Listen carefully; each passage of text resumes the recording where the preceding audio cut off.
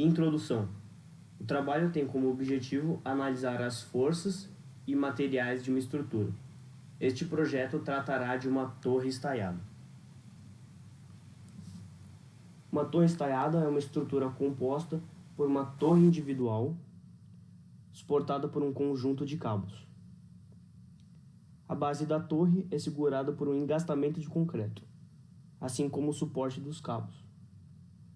As torres estaiadas são soluções baratas e eficientes para se alcançar alturas elevadas. Isso se dá, pois é possível montá-las em partes, de maneira simples e segura. Porém, a desvantagem é que elas exigem uma disponibilidade de terreno equivalente à altura da torre. O modelo escolhido será uma torre de 20 metros de altura. A base, distância entre os suportes dos cabos opostos, terá 20 metros, para respeitar a regra da altura equivalente ao espaço no solo.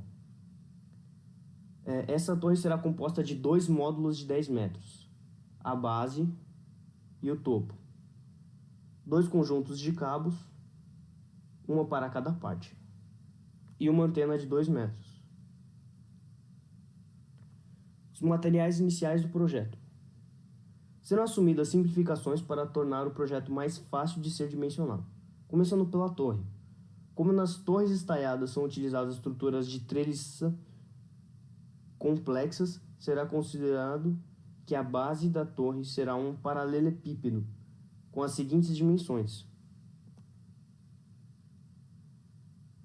O topo será como a base, porém perceba que B e D são menores. A antena será um cilindro maciço, assim como os cabos.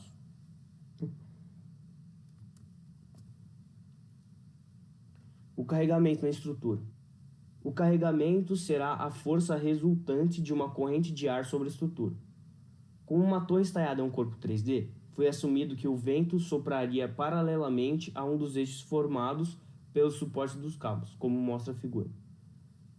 Dessa forma, não haverá força de reação nos cabos que estão no eixo ortogonal à corrente de ar, pois cabos só aplicam força no sentido da tração. Embora essa seja uma simplificação, na verdade é o caso ideal a ser analisado, pois é a situação em que a tração é máxima em um dos cabos, e quando fazemos um projeto de engenharia, ele deve ser dimensionado para suportar a situação menos favorável. A força de resistência do ar respeita essa lei, e o projeto será dimensionado para suportar uma corrente de ar extrema de 72 km/h. O coeficiente de arrasto de um corpo depende do formato dele, então foi usado a seguinte tabela para encontrar os valores corretos. Para a torre, o coeficiente vale 1,3. Para a antena, o coeficiente vale 1,0. Após os cálculos, obtivemos os seguintes carregamentos: de 0,16 kNm na base, 0,13 kN/m no topo e 0,02 kN/m na antena. Em seguida foi feita a modelagem no F-Tool. Observe que, como se trata de cabos, os pontos de contato dos cabos foram considerados articulações no sistema, visto que eles não aplicam momento. A simulação no F-Tool nos forneceu os seguintes dados: essas forças vinculares, essa força normal,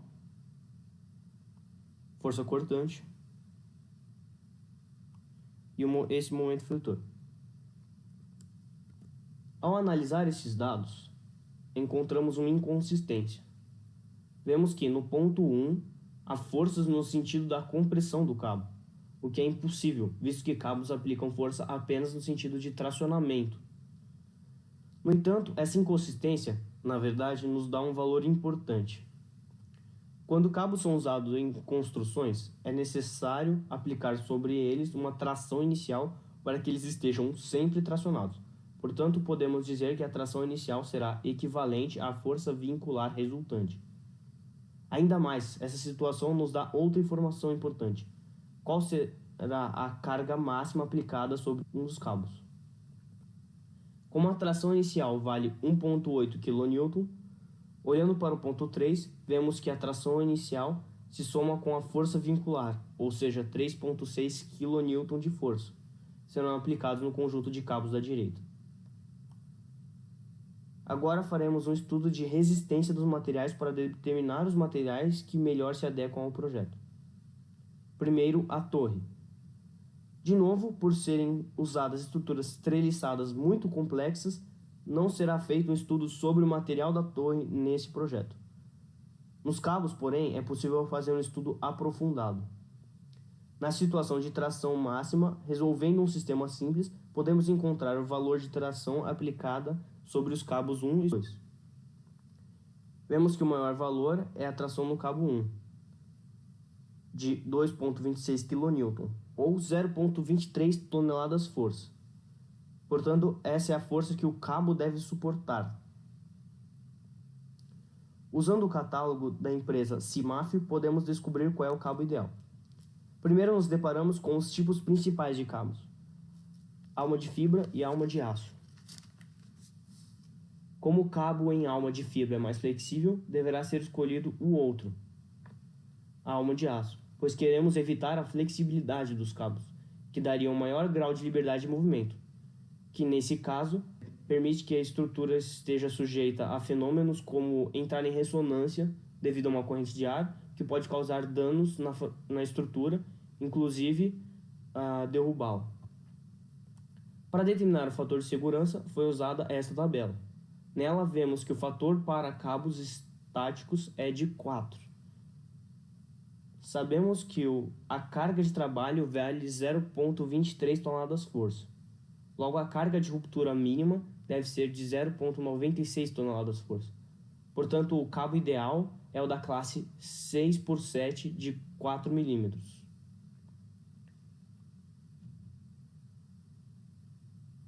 Conclusão.